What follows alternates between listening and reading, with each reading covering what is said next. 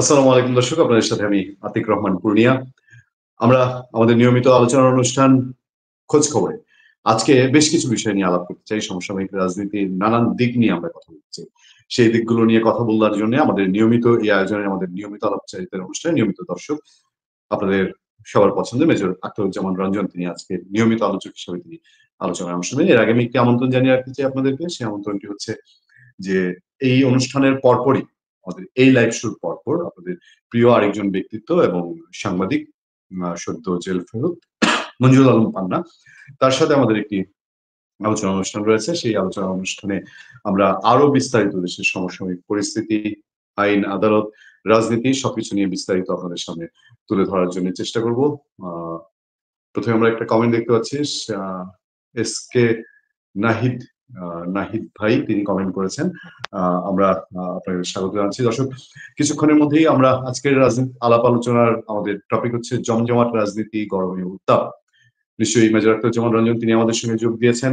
দর্শক, আমি আবার আমন্ত্রণ জানাচ্ছি এই অনুষ্ঠানের পরপরই মঞ্জুর আলম পান্না, তার সাথে আমরা একটা অনুষ্ঠানে যোগ দিব। সেটির আমন্ত্রণ আমাদের অতিথি, সম্মানিত অতিথি মেজর আখতারুজ্জামান রঞ্জন, তিনি অলরেডি আমাদের সঙ্গে যোগ দিয়েছেন। আমি আবারও আক্তার ভাই, দর্শকদের পক্ষ থেকে অনেক অনেক সালাম এবং শুভেচ্ছা জানিয়ে আজকের অনুষ্ঠান শুরু করতে যাচ্ছি। আমি দর্শকদেরকে ইতিমধ্যেই আমন্ত্রণ জানিয়ে রেখেছি আপনার অনুষ্ঠান দেখার জন্য, এবং আমরা খুব তাড়াহুড়োর মধ্যে আজকে অনুষ্ঠানে বসতে হয়েছে। আমাদের আজকের হেডলাইন জমজমাট রাজনীতি, গরমে উত্তাপ, শীতে উত্তাপ, শীতে উত্তাপ। এই রাজনীতি সেই শীতের উত্তাপ ছড়াচ্ছে অনেক দিক থেকে। কোর্ট দিয়ে গরম করে ফেলেছে সরকার। এই সরকারের প্রথম রায় যেটি হয়েছিল মানবতা বিরোধী অপরাধে শেখ হাসিনা, তার স্বরাষ্ট্রমন্ত্রী, তার আইজিপি, এইসব রায়ের পর রেশ কাটতে না কাটতেই শেখ পরিবারের আরো বেশ কয়েকজনের নামে মামলা। আমাদের অন্যায় অপরাধের মামলা এবং শাস্তি নিয়ে আমাদের কোনো কথা নেই, কিন্তু কথা হচ্ছে যথাযথ প্রক্রিয়ায়, যথাযথ সিস্টেমের মধ্যে দিয়ে সেসব বিচার হচ্ছে কিনা। এবং আমরা শুধু না, ইন্টারন্যাশনাল মিডিয়া এবং আন্তর্জাতিক মানবাধিকার সংস্থা সহ সবাই প্রশ্ন করছে যে এই যে সুপারসনিক বেগে মামলার রায়গুলো হচ্ছে, সেটার মধ্যে কি অন্য কোনো তাৎপর্য আছে কিনা, এবং এগুলো সাস্টেনেবিলিটি কি হবে, দীর্ঘমেয়াদী এগুলো সাস্টেনেবিলিটি কি থাকবে। এর পাশাপাশি দেশের সংঘাত সংঘর্ষের খবর পাওয়া যাচ্ছে। আমরা কুষ্টিয়ায় সংঘাতের খবর পেয়েছি জামাত ইসলামী এবং বিএনপির মাঝে। নির্বাচন ঘনিয়ে আসছে, নির্বাচন হওয়ার কথা বেগম খালেদা জিয়া, যারা দেশে এবার ইলেকশন করার কথা করবেন বলে ফেব্রুয়ারিতে দেশ আগাচ্ছে, তাদের মধ্যে অন্যতম দল বিএনপি দুজন কান্ডারি, একজন হচ্ছেন বেগম খালেদা জিয়া, আরেকজন হচ্ছেন তারেক রহমান। একজন অসুস্থ, মৃত্যু পথযাত্রীটা অনেক আগে থেকে তিনি জীবন মৃত্যুর সন্ধিক্ষণে বিএনপি মহাসচিব মির্জা ফখরুল ইসলাম আলমগীর জানাচ্ছিলেন দেশবাসীকে অনেকদিন ধরে, সেটা আওয়ামী লীগ সরকারের সময় থেকে। তিনি এখন ক্রিটিক্যালি অসুস্থ, তিনি সিসিউতে আছেন, এবং স্বাভাবিকভাবেই মানুষ চাবে যে তার বড় ছেলে তারেক রহমান তিনি মার পাশে থাকবেন। যেহেতু 15 মাস হয়েছে, এই সম্পর্কে বিএনপির দিক থেকে ক্লিয়ার কোনো ধারণা দেওয়া হচ্ছে না। এদিকে তফসিল ঘোষণার সময় হয়ে গেছে, সে সময় বিএনপি নেতৃবৃন্দ এবং দেশে আওয়ামী লীগ যারা করেন, আওয়ামী লীগ সমর্থক, তারাও কখনো কখনো আমাদের শোতে আসলে বলেন যে হ্যাঁ, তারেক রহমান দেশে আসলে পরে দেশের সিনারিও চেঞ্জ হয়ে যাবে, এবং সেটা আওয়ামী লীগ কেন, যে কারোর জন্য এটা অনেক টাফ হয়ে যাবে। আমরা এই বিষয়ে আপনার দৃষ্টি আকর্ষণ করতে চাই যে এর তাৎপর্য, তারেক রহমানের ফেরার তাৎপর্য। এবং এখন অনেকেই বলছেন যে মা যেহেতু অসুস্থ, উনি নিশ্চয়ই দ্রুততার সাথেই আসবেন বলেই স্বাভাবিকভাবে মানুষ মনে করে। বাধাটা কোথায়? সরকারের দিক থেকে কি কোনো বাধা আছে, বা আর কোনো বাধা, যে কারণে তারেক রহমান সাহেব এখন তো সুস্পষ্ট কোনো খবর পাওয়া যাচ্ছে না কেন তিনি আসছেন না? এই সার্বিক দিক মিলিয়ে জমজমাট রাজনীতি, শীতে উত্তাপ, মেজর আখতারুজ্জামান রঞ্জন, আপনার মূল্যবান বিশ্লেষণ আশা করছি। ধন্যবাদ পূর্ণিয়া, ধন্যবাদ। তোমার অনুষ্ঠান প্রায় 4 মিনিট হয়ে গেছে, তুমি শুরু করে দিয়েছো। আমি বলেছিলাম সালাম আলাইকুম, তোমার অগণ দর্শক থেকে আমার সশস্ত্র সালাম জানাই। সালাম আলাইকুম। যে যেখানে আছেন ভালো থাকবেন, সুখে থাকবেন, শান্তিতে থাকবেন এবং নিরাপদে থাকার চেষ্টা করবেন। দেখো, তুমি এতক্ষণ যে কথাগুলো বললা আজকের বাংলাদেশের রাজনীতি বর্তমান প্রেক্ষাপটে, এখন এগুলো কোনো এটা এখন মানে কি বলে, মানে খুব একটা গুরুত্ব বহন করতেছে না, এটা অপ্রাসঙ্গিক হয়ে যাচ্ছে। শেখ হাসিনার বিচার হবে, আওয়ামী লীগের বিচার হবে, এটা তো রুটিন ওয়ার্কস, নাথিং স্পেশাল। বিচার হয়েছে, একটাতে ফাঁসি হবে, আরেকটাতে ফাঁসি হবে, আরেকটাতে ফাঁসি হবে, এরকম ফাঁসির নাটক, বিচারের নাটক চলতেই থাকবে, চলতেই থাকবে। এবং আগামী কয়েক মাসের মধ্যে অনেক ধরনের পরিবর্তন আসতে পারে। 27 তারিখে নতুন বিচারপতি আসবেন। নতুন বিচারপতি আসলে এই বর্তমান বিচারপতি সরকারকে যে সার্ভিস দিয়ে গেলেন, সরকারের প্রতি আনুগত্য দিয়ে গেলেন, ওনাকে কোথায় নিয়ে যাওয়া হবে? উনি কি করবেন? উনি কি নিঃস্বার্থভাবে কাজগুলো করে গেছেন এতদিন, না কোনো স্বার্থের বিনিময়ে করেছেন? সেটাও 27 তারিখে প্রকাশ হয়ে যাবে। কাজে এখানে পুরো জিনিসটা, যেখানে প্রধান বিচারপতি সাহেব বলেছেন যে ন্যায় বিচার হলো বা বিচারের আইনের শাসন হইলো সকল সকল কিছু সভ্যতার স্তম্ভ। এখন আইনের শাসন প্রতিষ্ঠা করবে কি? আইন তো তার অধীনে দিয়ে দেওয়া হয়েছে। মুন্সিপ কোর্ট থেকে নিয়ে আপ টু হাইকোর্ট পর্যন্ত সবকিছু সুপ্রিম কোর্টের অধীনে, এবং সুপ্রিম কোর্টের চিফ জাস্টিসের সঙ্গে ডিসএগ্রিমেন্ট হয়েছে আদার জাজেস, আমরা এখন পর্যন্ত কোনো রেকর্ড দেখি নাই। তার মানে he is an supreme power as per the judiciary is concern. কিন্তু উনি কি পেরেছেন? উনি একটা কনফিউজিং অর্ডার দিয়ে গেলেন 3 দিন আগে এমন তত্ত্বাবধায়ক সরকারকে নিয়ে। It's a completely confusing verdict. এটা প্রধান বিচারপতি এই বিচারপতির কাছ থেকে যাত্রী আশা করে নাই, কামনা করে নাই। উনিও একদিন এই পয়েন্টের জন্য জনগণের কাছে বঞ্চিত হইতে পারেন। ওনার সামনে তুমি কোনো ভবিষ্যৎ দেখতেছি না, উনি কি কাজ করবেন? উনি তো তত্ত্বাবধায়ক হওয়ার সুযোগও পাচ্ছেন না এখন আর। আগামীতে অনেক কিছু আসবে। তো যাই হোক, সবকিছু মিলে তুমি যে কথাটা বলছো, এই কথাটা মনে হয় অনেকগুলো প্রাসঙ্গিক না, কিছু হবে না। আর তারেক রহমান সাহেব সম্বন্ধে যে কথা তুমি বলার চেষ্টা করেছো, এটা অত্যন্ত স্পষ্টভাবে বলা দরকার, সবার জানা দরকার। এই দেশের মৌলবাদ উত্থানের জন্য সবচেয়ে বড় চ্যালেঞ্জ হলো তারেক রহমান। এই দেশের মৌলবাদীরা জানে তারেক রহমান যদি বাংলাদেশে আসে এবং রাজনীতি হালচাল ধরে, তাহলে বিএনপি রাজনীতিতে এগিয়ে যাবে। সেখানে রাইট এবং এক্সট্রা রাইট যারা আছে, তারা কোনো অবস্থাতে চায় না তারেক রহমান দেশে আসুক। তারা হয়তো এমনও কোনো অ্যারেঞ্জমেন্ট করেছে তারেক রহমান সাহেবকে, আপনি দূর থেকে দলটা চালান, দলটা একটা বিরোধী দল হোক, আপনাকে আমরা একটা যথোপযুক্ত সম্মানের জায়গায় বিরোধী দলের অবস্থান শক্তিশালী করে দিব, তাহলে সেটা নিয়ে আপনি চিন্তা করেন না।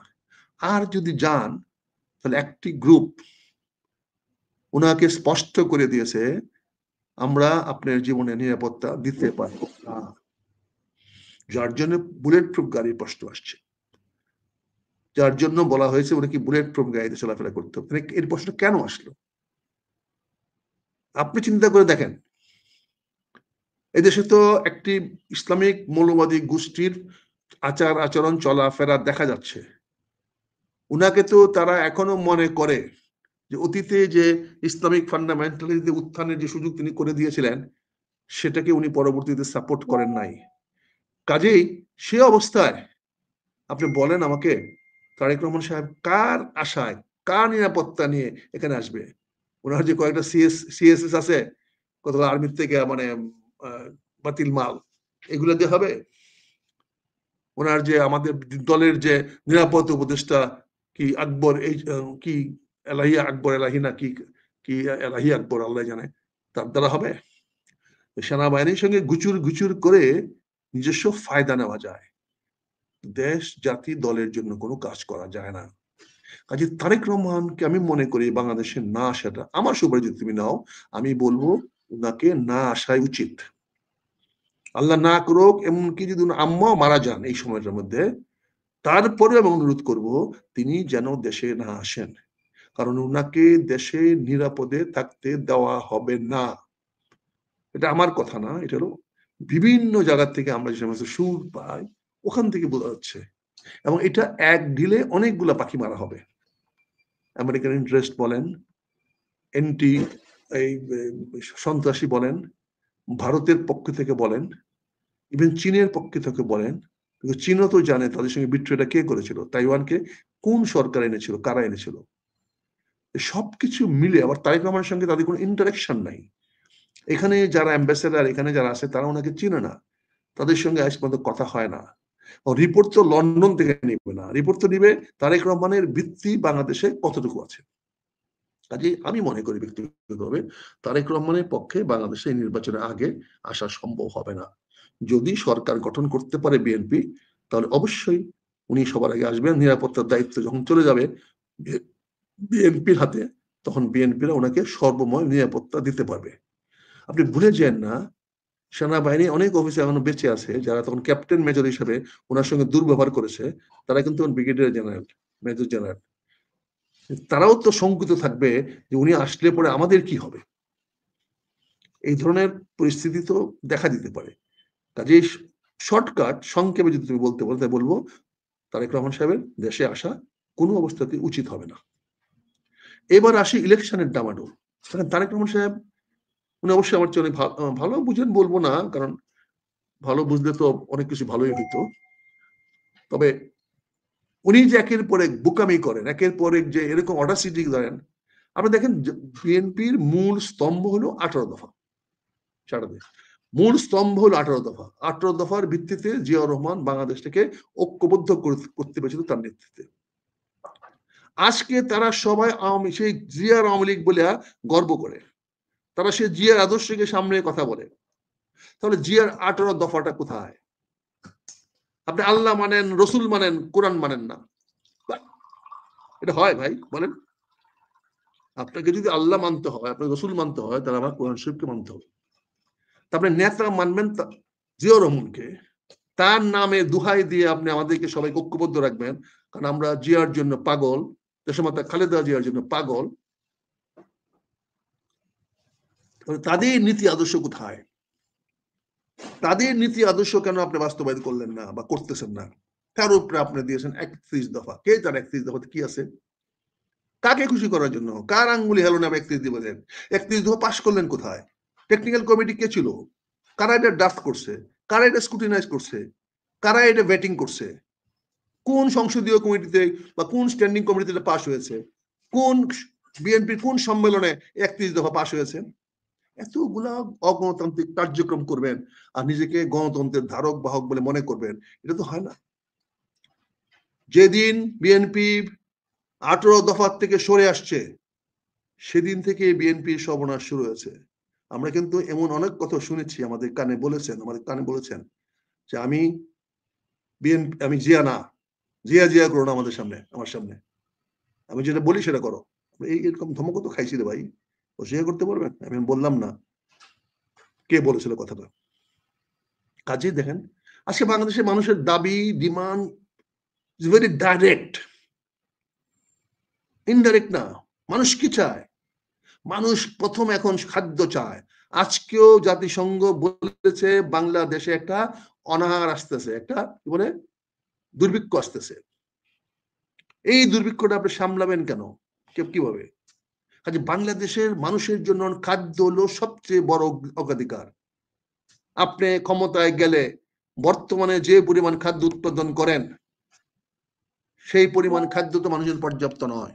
আর খাদ্য মানে তো চাউল না, ভাত না, ডাল না। খাদ্য মানে তার আমিষ জাতীয় খাদ্য, যেটাতে খেলে পরে তার স্বাস্থ্য, তার মেধা, তার বুদ্ধি, তার দৃষ্টিশক্তি বৃদ্ধি পাবে। আপনি ভাত খাওয়াইয়া পেট ফুলাইয়া জাতিকে শোয়া রাখবেন, আর আপনি অশিক্ষিত হইয়া, আমি অশিক্ষিত হইয়া লেখাপড়া জানবো না, আর আমরা তাদের উপর ছড়ি চালাবো, কারণ ওরাও তো একই অবস্থা, পেট মোটা হয়ে গেছে না খেতে খেতে। কাজে আপনাকে প্রপার প্রোটিন ফুড এনশিওর করতে হবে, আমিষ জাতীয় খাদ্য এনশিওর করতে, ভাত, মাছ, মাংস, ডিম, তৈল, ঘি, মাখন, ফল, আম বলেন, কাঁঠাল বলেন, আঙ্গুর বলেন, পেস্তা বলেন, বাদাম বলেন, এগুলা খাওয়ানোর ব্যবস্থা করতে হবে, এগুলা নিশ্চিত করতে হবে। তাহলে একটি মানুষ পূর্ণাঙ্গভাবে গড়ে উঠবে, তার মেধার বিকাশ হবে, তার স্বাস্থ্যশালী হবে, তার চিন্তা প্রকট হবে এবং তার মেমোরি শার্প হবে। সেই অবস্থা নাই, আপনি সেটা চিন্তা করছেন না। তারপরে বাসস্থান, আপনি হাসিনা মার্কা এরকম ঘর বানায় টিনের চাল দিয়া উড়ে দিয়ে যাওয়া তো বাসস্থান না। বানায় দিয়ে একদিক দিয়ে আরেক দিক দিয়ে আইসা ঝড়ে পড়ে যাবে, না হলে আপনি ভেঙে পড়ে যাবে। আর সিঙ্গেল হাউস বাসস্থানে আছে, এক বাসস্থানে আপনি কি করবেন? আপনার তো তৃতীয় জনগণের নিরাপত্তা বিধান করতে হবে। জনগণ যাতে এই যে খুন খারাপি হচ্ছে, মারামারি কাটাকাটি হচ্ছে, চুরি ডাকাতি হচ্ছে, এগুলোর থেকে একটা কার্যকরী পদক্ষেপ নিতে হবে। খালি পুলিশ দিয়ে তো দেশ শাসন করতে পারবেন না, খালি পুলিশের উপর নির্ভর করে তো দেশে আইন শৃঙ্খলা রক্ষা করতে পারবেন না। তাহলে জনগণকে সামাজিকভাবে, পারিবারিকভাবে নিরাপত্তা দিতে হবে। নিরাপত্তা দিতে হলে প্রথমে আসে বাসস্থান। আপনি 3 ইউনিট একটি 3 তলা বাসা তাকে বানিয়ে দেন, এবং লাগাতার পাশাপাশি থেকে থেকে এরকম 100-200 বাসা হয়ে যান, লাগাতার এক জায়গাতে একটা মানে ক্লাস্টার হয়ে যাক। একতলায় তার কৃষিকাজ করবে, গরু থাকবে, বাছুর থাকবে, ছাগল থাকবে, নিচের তলায় 2 তলায় সে থাকবে, ওখানে খাওয়া দাওয়ার ব্যবস্থা থাকবে। আর 3 তলাটা যদি তাদের সন্তান বেশি হয় বা ভবিষ্যতে সন্তান যে আসবে বা তাকে বিয়ে শাদী করাবে, তাকে ইমিডিয়েটলি যেন আপনি 3য় তলা রাখতে পারেন, বা 3য় তলাকে আপনার স্টাডি রুম, পড়াশোনা করা, বা আপনার ছেলে মেয়েরা যে পড়াশোনা করে তাদের জন্য রাখতে পারবেন। তো ওই 3 তলা বিল্ডিং তো একজন জনগণের জন্য ম্যান্ডেটরি, এটা তার দাবি, এটা ফুলফিল করতে হবে যে সরকারে আসেন। আর যদি না পারেন, বলেন যে এটা নাই, টাকা নাই, গরিব এই সেই, তাহলে ওই হালার পুত আপনি আশা দরকারটা কি কম ইয়াতে রাজনীতিতে? আসার দরকারটা কি মানুষের কাছে ভোটের জন্য যদি আপনি না পারেন? ওয়াই? যারা পারবে তাদেরকে রাস্তা ছেড়ে দেন। যারা সো মেনি পিপল যারা এই কাজগুলা করতে পারবে। কাজেই এই জিনিসগুলো নিশ্চিত না করে আপনি বলছেন শিক্ষা এখন আমার গুরুত্ব দেওয়ার দরকার নাই, শিক্ষা বাংলাদেশে অনেক প্রসারিত হয়েছে, বাকিরা একের থেকে একে শিক্ষিত হয়ে যাবে। কাজে এখানে অন্ন, বস্ত্র, শিক্ষা, বাসস্থান যেটা বলছিলাম, আজকে এগুলার অনেকগুলো ফুলফিল হয়ে গেছে, বাকিগুলাকে আপনাকে করতে হবে। তাহলে এইগুলো যদি আপনি একটা দাবিতে নিয়ে আসেন, যে আমরা প্রথম দাবি হলো আমরা বাংলাদেশের জনগণের জন্য খাদ্য, সুষম খাদ্য নিশ্চিত করব, আমরা তার জন্য বাসস্থান নিশ্চিত করব। তারেক রহমান দেশে আসলে এখন তার বড় বিপদ হতে পারে। তারপরে আমরা শিক্ষা এবং আর যদি আপনি বলেন কি বলেন এটা অন্য কি যোগাযোগ ব্যবস্থা, এগুলো যদি বলেন আপনি চলে যেতে পারেন তারপরে। এবার আসেন 2 নম্বরে। তবে আমি একটু আপনার এই আলোচনাটা যাওয়ার আগে আমি একটু ইন্টারফেয়ার করতে চাই, যেহেতু সাবজেক্টটা আড়ালে পড়ে যাচ্ছে, মানে আমাদের যে টপিকটা ছিল, আমি তারেক রহমান সাহেবের প্রসঙ্গটা দিয়েছি। আপনি যদি বিশ্লেষণটা দিয়েছেন, যে ইনফরমেশন গুলো দিয়েছেন, যদি সত্যি হয়, তাহলে একটা দেশের যে কোনো নাগরিককে তার নিরাপত্তা দেওয়ার দায়িত্ব সরকারের। সরকার তো এখন আর দুর্বল সরকার বলাটা কঠিন, কারণ তারা যেভাবে এতদিন ধরে চালাতে পেরেছে, অন্তত সব দিকেই হোক, তাহলে কি সরকার একজন নাগরিকের আমি তারেক রহমান সাহেব তো অনেক হাই প্রোফাইল মানুষ, সেই জায়গায় একজন নাগরিকের নিরাপত্তা দেওয়ার কি নিশ্চয়তা দিচ্ছেন? ব্যাপারটা কি এরকম? বা সরকারের কাছে নিরাপত্তা নিশ্চয়ই চেয়েছেন তিনি? হাইপোথেটিক্যাল কথা বললে তো হবে না। তুমি দেখেছো দেশমাতা খালেদা জিয়া আজকে 4-5 দিন ধরে হাসপাতালে ভর্তি, এবং ওনাকে পর্যবেক্ষণ রাখছি 2 দিন। আমরা আপনাকে তোমার মাধ্যমে অনুরোধ করেছি, আবেদন করেছি, স্বাস্থ্য বুলেটিন চেয়েছি, তার সুচিকিৎসা ব্যবস্থা করতে বলেছি। আজকে বুলেটিন দিচ্ছে যে ওনার স্বাস্থ্য, ওনার পর্যবেক্ষণের সঙ্গে সঙ্গে ওনাকে চিকিৎসা করা হচ্ছে। কিন্তু একজন সরকারি উপদেষ্টাকে দেখেছে ওনাকে একটু দেখতে যাওয়ার জন্য? কয়দিন আগে উপদেষ্টা একটা বাসায় গেছিল দলিল নিয়ে, ওই বেটাকে জিজ্ঞাসা করো না ধান্দাবাজকে। হ্যাঁ, দলিল নিয়ে ধান্দাবাজ গেছিল, দলিল দিয়ে আইসা ম্যাডামকে চরিত্র হনন করার জন্য। তো ওই গুলোকে বলো না যে তোমরা কেন গেল না, স্বাস্থ্যমন্ত্রী কেন গেল না? দেশের মধ্যে খালেদা জিয়া তোমাদের কাছে এত অপ্রাসঙ্গিক? একটা বিরোধী দলের নেত্রী, বাংলাদেশে এখন একচ্ছত্র নীতি, সে হাসপাতালে অসুস্থ, তুমি তার জন্য কি ব্যবস্থা করেছো? এই কথাটা কে বলবে? আর তুমি হাইপোথেটিক্যাল কোশ্চেন তুলছো যে তারেক রহমান দেশে আসলে ওনারা। সরকার তো প্রতিনিয়ত দোয়া করতেছে, মসজিদে মসজিদে দোয়া চালাচ্ছে, খালেদা জিয়া মরুক, খালেদা জিয়া মরুক, খালেদা জিয়া মরুক। এখন তো ডক্টর ইউনূসের একমাত্র জব মরুক মরুক খালেদা জিয়া মরুক, মরুক মরুক খালেদা জিয়া মরুক, আমি মুক্তি পাই, আমি মুক্তি পাই, আমি মুক্তি পাই। এই তো তসবিহ গুনতেছে সে। না হলে উনাকে দেখতে যাবে না কেন? উনি কে? কোন লাট বাহাদুর? কদিন আগে তো আদালতও 4 তলায় উঠছে হাইটা হাইটা গিয়া, আর 2 বছরে এখনই ভাতের কোন অন্ন। আপনি কেন যাবেন না দেশমাতা খালেদা জিয়া দেখার জন্য? কেন আপনি আপনার মেশিনারিজ বলবেন না? এটা তো বিএনপি চিকিৎসা ব্যবস্থা না। আপনি কেন দেশের সুপ্রিম মেডিকেল অথরিটিকে আপনি কেন নিয়োজিত করলেন না? কি কারণে বাংলাদেশের সবচেয়ে টপ র্যাঙ্কিং ডক্টরদেরকে আপনি সেখানে পাঠালেন না? কি কারণে? তার মানে ওনার মৃত্যুটা হলো আপনার কাম্য। মানে এটা বললে আমি দোষ। হয়তো আমার স্টিমিয়াট ভাই আমাকে 2 দিন ধরে বন্ধ করে দিয়ে কিছু বললেই, স্টিমিয়াট ভাই সরি ভাই, তোমরা এত সিরিয়াস হয়েও না আমার প্রতি, কথাগুলো বলতে দাও, বুঝছো না? কাজেই এখানে বিষয়টা বলছি এই জন্য যে বিএনপি পলিটিক্সের মতো খেলতে হবে। বিএনপি সে চাপ সৃষ্টি করতে পারলো না। বিএনপি বুঝে না যে রাজনীতি কখন কোন দিকে মোড় নিতে হবে, কোন জিনিসটা নিয়ে আমাকে কখন যেতে হবে। কাজে আমি বলছি এই মুহূর্তে 31 দফাটা ফালাইয়া দিয়া বাংলাদেশের জনগণের জন্য 5টা-6টা ইমিডিয়েট ইস্তাহার তৈরি করা উচিত। শিক্ষা ব্যবস্থা, এই শিক্ষা ব্যবস্থা ঢালাও করে সাজাতে হবে। ক্লাস 8 পর্যন্ত শিক্ষা সার্বজনীন করতে হবে, যেখানে ইসলামী শিক্ষা এবং বাংলাদেশ শিক্ষা অবশ্যই থাকতে হবে। আপ টু 8 পর্যন্ত আমার দেশের প্রতিটি ছেলে মেয়ে কোরআন শরীফ পড়তে জানতে হবে। প্রতিটি ছেলে মেয়ে বাংলা ভাষা জানতে হতে পারে। প্রতিটি ছেলে মেয়ে বাংলাদেশের কৃষ্টি কালচার জানতে হবে। এইটা হবে প্রাথমিক স্তর। 8 পর্যন্ত সকল ছেলে মেয়েদেরকে আমাদের শিখাইতে হবে আমাদের দেশপ্রেম, আমাদের ধর্মের প্রতি আনুগত্য এবং আমাদের নিজেদের দেশে আত্মপরিচয়। কাজে আমি তো মনে করি বিএনপি বলা উচিত ছিল যে আমরা আগামী শিক্ষা ব্যবস্থা ক্ষমতায় যাই, আমরা 8 পর্যন্ত একমুখী শিক্ষা ব্যবস্থা করব, সেখানে প্রতিটি ছেলে মেয়েকে কোরআন শরীফ পড়তে হবে, কোরআন শরীফ জানতে হবে, মুখস্থ করতে হবে, দরকার পড়লে কয়েকটা হাফিজ বানানোর দরকার নাই, সবাইকে হাফিজ বানায় দেন যাতে হাফিজের মাতবরি কমে যায়। আপনি ইসলামের শিক্ষা সবাইকে দিয়ে দেন। আপনি বড় লোকরা তো বাড়িতে ইয়া রেখা, ওই মৌলবী রেখা তার ছেলে মেয়েদেরকে পড়ায়, ওই আরবি পড়ায়, কি দরকার আপনি আরবি পড়ান? তাই কোরআন শরীফের বাংলা অর্থ সচেতন, অর্থাৎ 8 পাস পর্যন্ত প্রতিটি লোক, যেহেতু আমি মুসলমান, আমাকে কোরআন জানতে হবে, আমাকে নামাজ পড়া শিখতে হবে, আমাকে দোয়া দরুদ শিখতে হবে। তাহলে কোথেকে শিখবো এটা? এটা শিক্ষার একটা ব্যবস্থা তো করতে হবে আমাকে। কাজে আমি মনে করি বাংলাদেশের প্রাথমিক শিক্ষা স্তর আরো 1 বছর আগে নিয়ে যাক বাচ্চাদের, এবং সেটা মুট করা হোক 9 বছর। 9 বছর প্রাথমিক শিক্ষা বাচ্চাদের হবে, যখন তাদের বয়স 13 বা 14 হয়ে যাবে। তারপরে তাদেরকে নিয়ে যান 2 ইয়ার্স প্রি কোর্স, অর্থাৎ বিভিন্ন আধুনিক বিষয়ের উপরে বিজ্ঞান, পরিণীতি, রাষ্ট্রনীতি সম্বন্ধে তাকে ধারণা দিবেন। প্রি কোর্স 8 to 9, অর্থাৎ 9 to 10। সেখান থেকে যারা পাশ করবে তারা যদি যে কোনো জায়গায় যেতে পারে, এবং সবাইকে পাশ করা দেবেন, সবাই, কোনো ফেল শব্দটা থাকবে না, বাট এনশিওর করবেন তারা যেন সবকিছু জানেন, বুঝেন। সেখান থেকে তাদের দক্ষতার অবস্থা সৃষ্টি হবে। যারা বুদ্ধিভিত্তিক দক্ষ হবেন না, যারা বুদ্ধিভিত্তিক মেধা হবেন না, তারা হয়তো মেট্রিক পরীক্ষা পাশ করার পরে ঝরে যাবেন। তারা আমাদের সাধারণ সৈনিক হতে পারে, তারা আমাদের পুলিশ কনস্টেবল হতে পারে, তারা বিভিন্ন নিরাপত্তা দায়িত্বে নিয়োজিত কাজ হতে পারে, তারা আমার কৃষি শ্রমিক হতে পারে, তারা আমার কৃষকের কাজে লাগতে পারে, তারা আমাদের বিভিন্ন স্কিল জব, মিস্ত্রি, কার্পেন্টার, টেইলার, এই কাজে লাগতে পারে।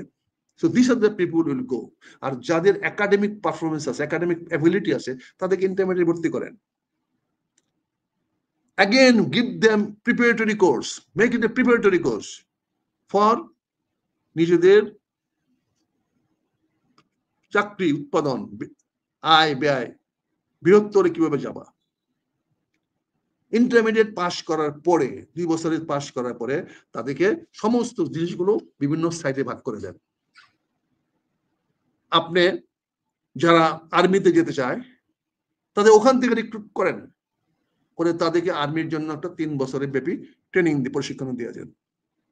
যারা ডাক্তার হতে চায়, ইঞ্জিনিয়ার হতে চায়, তাদেরকে ওখান থেকে সিলেক্ট করেন, করে তাদেরকে 5 বছর ডাক্তারি কোর্স অ্যাডমিশন করে দিয়ে দেন।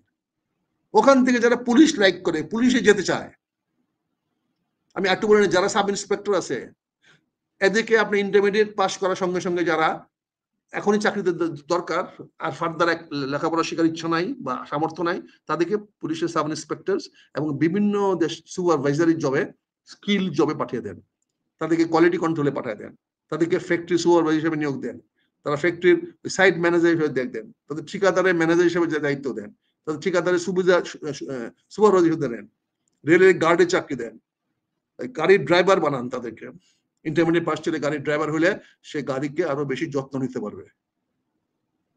তারপরে আপনি যান, যারা ইন্টারমিডিয়েট পাস করেছে, পুলিশ বানাতে চান, আপনি 100 নেন, 500 নেন, 1000 নেন, পুলিশ নিয়ে send them to the police academy, give them training for 3 years, let them learn, let them be graduate in police, so he knows about the police service, then he will join police.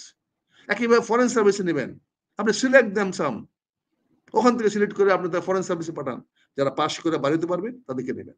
প্রশাসন নেবেন, হ্যাঁ, প্রশাসনের জন্য আপনি কতগুলো subject choose করেন, করে আপনি তাদেরকে ওইখানে পড়ান 3 বছর। তাহলে এই 3 বছরগুলো পড়ার পরে আপনি আপনার দেশের প্রশাসনের জন্য যে যেখানে লোক লাগে বিসিএস পরীক্ষা দিয়ে তাদেরকে নেন। এবং যারা বিসিএস পরীক্ষা দিতে চায় তাদের জন্য আবার একটি 1 বছরের কোর্স করেন, যে তোমরা বিসিএস পরীক্ষা দিতে চাও কিন্তু তোমরা পরীক্ষা পাস করো নাই, সেই বিসিএস পরীক্ষায় তাদেরকে 1 বছর ট্রেনিং দেন। সেই ট্রেনিং দেওয়ার পরে যারা পাস করবে, যেই বিষয়ে যে দক্ষ দেখাবে, যেই বিষয়ে তারা যেখানে ভালো করবে, তাদেরকে বিসিএস পরীক্ষার জন্য পরীক্ষা দিতে বলেন। পরীক্ষা দিয়ে যদি পাস করে তারা সেখানে চলে যাবে।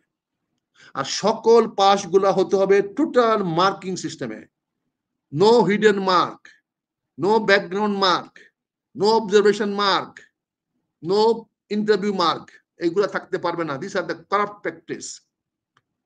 সো তার কোয়ালিটি কি সে প্রুভ করবে তার খাতার লেখার মাধ্যমে। যদি প্র্যাকটিক্যাল রাখতে চান 100 মার্কের প্র্যাকটিক্যাল দেখান, সে প্র্যাকটিক্যালে পাস করতে হবে, তারপরে তাদেরকে নিয়োজিত দেন। এরপরে তাদেরকে সরাসরি ক্ষমতা দেন না, প্রশাসনকে 1 বছর এন্টারপ্রেনারশিপ দেন, অ্যাজ ইন্টার্ন হিসেবে নিয়োগ করে। লেট দেম গো, আজকে এই কোর্টে, কালকে এই কোর্টে, ওখানে সেখানে গিয়ে তারা শিখুক। They are still not officer, they are internee. ওই ঘুষ খাওয়া 1 বছর আগে শুরু করা দেন না, এসি ল্যান্ড করে নামায় দেন।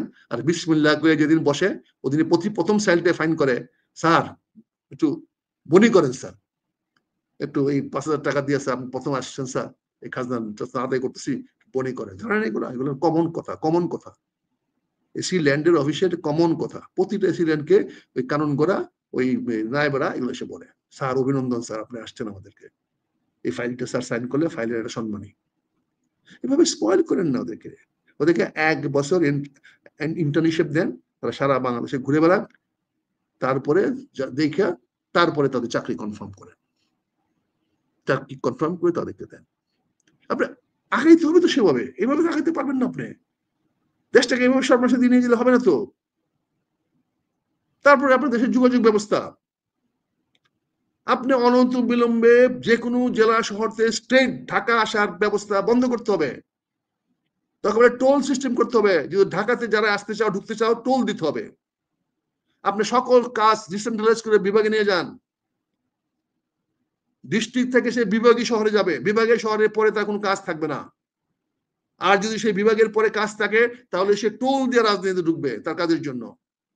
এটা জব টু বেসিস হবে, not for general people. Dhaka শহরে রাজধানীতে বেড়ানোর জায়গা না, এখানে এসে আড়াইশ করে ঘুমানো জায়গা না। এখানে আসতে হলে আপনাকে সেরকম গাড়ি ভাড়া, বাস ভাড়া দিয়ে আসতে হবে। ফলে আপনাকে সমস্ত রোড গুলাকে আপনার কানেক্ট করতে হবে প্রথমে বিভাগের সঙ্গে, এর ছাড়া কোনো রাস্তা থাকবে না। আর বিভাগ থেকে রাস্তা আসবে ঢাকায়, যে 7টা বিভাগ আছে, 7টা বিভাগের সঙ্গে এক্সপ্রেস ওয়ে হবে, এক্সপ্রেস ট্রেন ওয়ে হবে, সেখান থেকে আসবে। তারপরে সেখান থেকে আপনি চেঞ্জ করে ব্রাঞ্চ ট্রেনে যান, ডানে যান, বাঁয়ে যান, উত্তরে যান, পূর্বে যান। You have to make some model, you have to make some plan. রাষ্ট্র চালাবেন আপনি, রাষ্ট্র নিয়ে আপনি করবেন।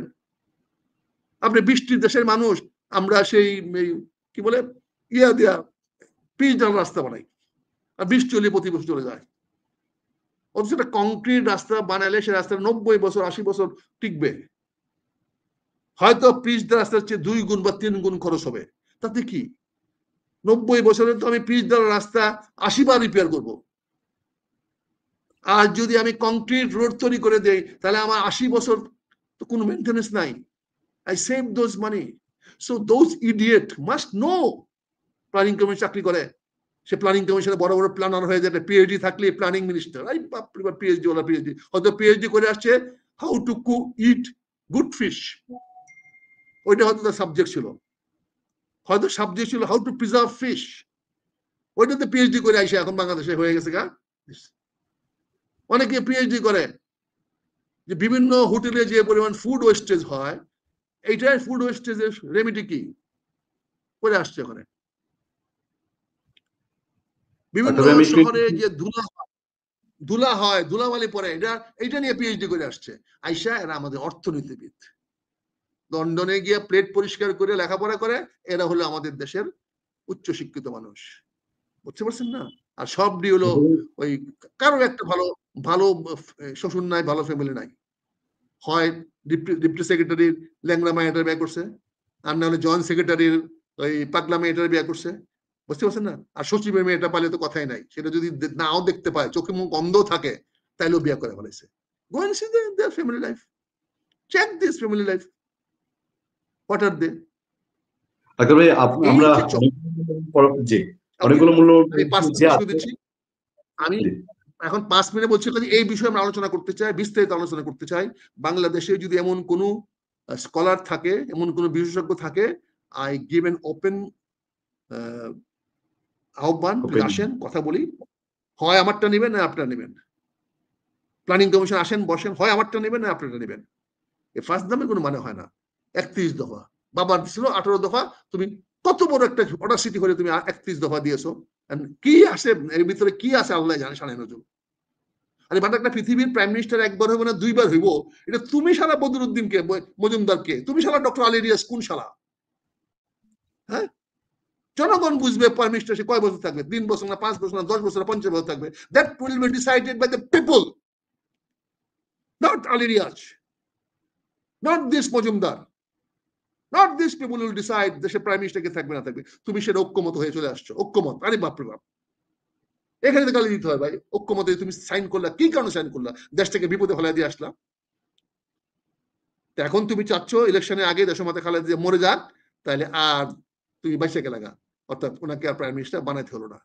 চিন্তা করেন শুকুনদের মাথায় কি বুদ্ধি। শুকুন সারাদিন আমার মাথার উপরে ঘুরে বেড়ায়, কখন আমি মোর গরুটা মরবে। আমার গরুর চাতালের উপরে শুকুন যখন ঘুরে বেড়ায়, তখনই বুঝি গরু একটা না একটা মরবে, কারণ সে টের পেয়ে গেছে। আজকে বাংলাদেশের দেশমাতা খালেদা জিয়ার উপরে শুকুনের আবির্ভাব হয়েছে। কেন? যাতে ওনাকে তৃতীয়বারের মতো প্রধানমন্ত্রী বানাতে না হয়। তাদের এই দোয়ায়, তাদের এই কারণে আজকে দেশমাতা খালেদা জিয়া এরকম সিরিয়াস হয়েছে, তাকে ঠান্ডার মধ্যে বাইরে নিয়ে মারার ব্যবস্থা করা হয়েছে।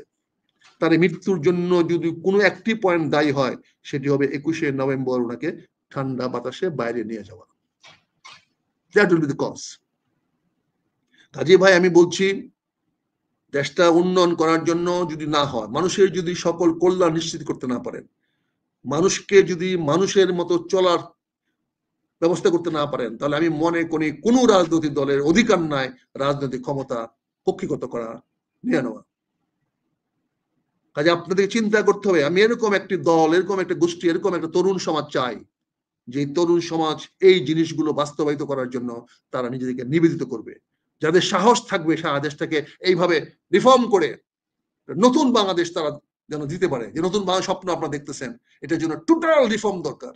এগ্রিকালচার থেকে নিয়ে, এডুকেশন থেকে নিয়ে, মানুষের বাসস্থান থেকে নিয়ে, মানুষের খাদ্য থেকে নিয়ে, শিক্ষা থেকে নিয়ে, মানুষকে এমপ্লয়মেন্ট দেওয়ার জন্য। আরেকটি পয়েন্ট বলে শেষ করতে চাই, বেকার সমস্যা। বেকার সমস্যার সমাধান করতে হবে।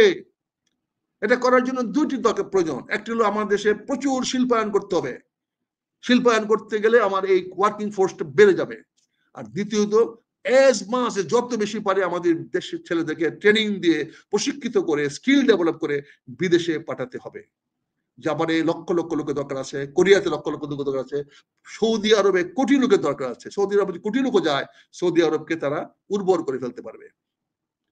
আপনারা জানেন সৌদি আরবের পূর্বভূমিতে এখন প্লাস্টিক বিছায়া পানি আইনা, লবণ পানিকে রিফাইন করে এখন তারা মাছ চাষ করতেছে। এখন তারা আইপিআরএস তৈরি করেছে, ট্যাঙ্কি বানায়া মাছ পানির স্রোত তৈরি করে সেখানে বহুল মাছ তৈরি করার জন্য। সৌদি আরবে তার প্রচুর সুবিধা আছে। কাজে আমাদের ছেলেরা স্কিল হয়ে যদি যেতে পারে, আমার বেকার সমস্যার সমাধান হবে। কিন্তু আপনি যে বলছেন বেকার সমস্যার সমাধান হবে, তার কোন কার্যক্রম আছে, কোন পদক্ষেপ আছে? আপনি বলছেন কিভাবে আপনি এটা করবেন? আমি তো পরিষ্কার করে বলে দিলাম, আমার দেশে শিল্পায়ন করব, তার উপরে আমি আবার আমাদের বিদেশে যাওয়ার জন্য আমি 3 মাস 6 মাস বেশি প্রশিক্ষণের ব্যবস্থা করব। প্রশিক্ষণের পরে তারা যাবে এবং তারা কোনো টাকা পয়সা কিচ্ছু দিবে না। আমার বাংলাদেশে বিমানে দরকার বলে আমি আরো 10টা বিমান কিনবো, শুধু আমাদের এই ফরেন রেমিটেন্স আর্নার যারা বিদেশে কাজ করছে তাদেরকে আসা নেওয়া করার জন্য। এখানে আমার কমার্শিয়াল অপারেশন করার দরকার নাই। আমি তো অনেক বিমান কিনি, এয়ারফোর্সে কিনি পাইলটদের ট্রেনিং করানোর জন্য। তাহলে আমি এইগুলো করব। আর আরেকটা ডেঞ্জারাস কথা বলতে চাই, সবচেয়ে বিপজ্জনক কথা বলতে চাই, সেটা হলো বাংলাদেশে প্রচলিত সেনাবাহিনীর বিকল্প গণবাহিনী তৈরি করতে হবে। এখানে ওই র্যাঙ্ক এন্ড ফাইল এন্ড ক্ষমতার দম্ভ, মেজর জেনারেল হয়ে গেছি, লেফটেন্যান্ট জেনারেল হয়ে গেছি, যে ক্ষমতার দম্ভ তৈরি হয়, এটা ভাঙতে হবে। এখানে আমাদেরকে সারা জাতিকে নিয়ে গণবাহিনী তৈরি করতে হবে। প্রতিটি মানুষকে মিনিমাম 6 মাস মিলিটারি ট্রেনিং নিতে হবে। ইন্টারমিডিয়েট পাস করার পরে তাকে অবশ্যই 6 মাসের ট্রেনিং, মেট্রিক পাস করার পরে অবশ্যই তাকে 6 মাসের ট্রেনিং, মেট্রিক পাস করে যারা সৈনিকে যোগদান করবে, পুলিশে যোগদান করবে, কনস্টেবল যোগদান করবে, তাদেরকে সামরিক প্রশিক্ষণ দিতে হবে। আর যারা ইন্টারমিডিয়েট পাস করবে তাদের সবাইকে মিলিটারি ট্রেনিং দিতে হবে, সেখান থেকে অফিসার নিতে হবে। আর এই পুরাটা দেখার জন্য আমাদের একটা স্কেলিটন হেড করা থাকবে। যুদ্ধ এখন সৈনিক হবে না স্যার, যুদ্ধ এখন অটো হবে। এখন যুদ্ধ হলো ওই ড্রোনের যুগ, এখন যুদ্ধ হলো বুতাম টিপার যুগ। এখন রাইফেল দিয়ে যুদ্ধ হয় না ভাই, দৌড়াইয়া লেফট রাইট করে এখন যুদ্ধ হয় না। লেফট রাইট করে ইউনিফর্ম করে, কোন সময় ইউনিফর্মের কালার দেখলে বলে ম্যাচ খারাপ হয়ে যায়। বাঁকা টুপি আর খাড়া টুপি করে যুদ্ধ হয় না। যুদ্ধ করার জন্য এখন মেধা দরকার, মেধা মেধা মেধা। এই মেধা তৈরি করতে হবে। আমি মনে করি আমার রেগুলার ফোর্সটাকে ভেঙে এখানে একটি গণবাহিনী করা তুলেছিলাম, ইন দ্য চাইনিজ রিপাবলিক আর্মির মতো, চাইনিজ আর্মির মতো। তারা সবাই আসে, সেখান থেকে বাই চয়েস অফিসার আসবে, অফিসার প্রমোট হবে, তারা 2 বছর 3 বছর চালাবে, 4 বছর আবার চলে যাবে। এই যে র্যাঙ্ক এন্ড ফাইল করে বানায় দিয়েছেন একে নবাবের বাচ্চা থেকে, আরে বাপ রে বাপ, কথা বলা জানা থেকে, যেখানে যায় ফিশিং ফিশিং, মানে মানে মানুষকে মানুষই মনে করে না। ট্রেনে উঠলে ফার্স্ট ক্লাস, ট্রেনে উঠলে সবার আগের সিট, মানে যেন দেশটা বাপ দাদা যা যেখানে দরকার। আর এখানে যা আছে ল্যান্ড লয়ে লাও, লয়ে বানায় ফেলা, ওটা ডিউচেস। নিশ্চয়ই আমরা আপনার এই ইস্যুটা নিয়ে আমরা আরেকটা শোতেও নিশ্চয়ই কথা বলতে পারবো, এবং আজকে আমি ইঙ্গিত দিলাম, we want to talk about it, we want to discuss about it. অবশ্যই আমরা আগ্রহী অবশ্যই কথা বলবো। এবং আমি আবারও সবার শেষে দেশমাতা খালেদা জিয়ার সুস্বাস্থ্য কামনা করে, অতি দ্রুত আরোগ্য কামনা করে, এবং যত তাড়াতাড়ি সম্ভব তার চিকিৎসা সমাপ্ত করে আমরা ওনাকে জীবিত ঘরে ফিরে দিতে চাই। ঠিক সেই সাথে আমাদের দর্শকদের পক্ষ থেকে আপনারও দ্রুত সুস্থতা এবং আপনার যতটুকু রোগ আছে সেটুকুর দ্রুত নিরাময় কামনা করে, এবং আপনাকে আমরা আবারও আমাদের আমজনতার মাঝে আপনি সেখান থেকে আপনি ঘর থেকে আমাদের সঙ্গে শুকরিয়া তোমার বন্ধু থেকে, তোমার ধন্যবাদ দিবা, সবাইকে ধন্যবাদ, সাধুবাদ, শুকরিয়া আপনাদের প্রতি। আমি থ্যাংক ইউ আজকের মতো আসসালামু আলাইকুম, বিদায় নিচ্ছি। Thank you very much. দর্শক আসসালামু আলাইকুম, আমরা অনুষ্ঠান এখানে শেষ করেছি। অসংখ্য দর্শক কমেন্ট করেছেন। আমরা আপনাদেরকে আমন্ত্রণ জানাচ্ছি যে আমরা এই অনুষ্ঠান শেষ হওয়ার পরপরই ঠিক 10টায় আমরা আবারও এই রাজনৈতিক সমসাময়িক রাজনীতির হালচাল, এই শীতেও রাজনীতির গরম খাওয়া, নানান জায়গায় সংঘাত সংঘর্ষ, ককটেলের খবর পাওয়া যাচ্ছে, সেসবের মধ্যে আলোচনায় আজকে আমাদের রাত 10টার অতিথি আপনাদের সবার প্রিয় মুখ, জনপ্রিয় সাংবাদিক মঞ্জুর আলম পান্না। সেই শো দেখার আমন্ত্রণ জানিয়ে আজকের অনুষ্ঠান এখানেই শেষ করছি। ভালো থাকবেন, সুস্থ থাকবেন। আপনার সাথে আতিক রহমান পূর্ণিয়া। আসসালামু আলাইকুম।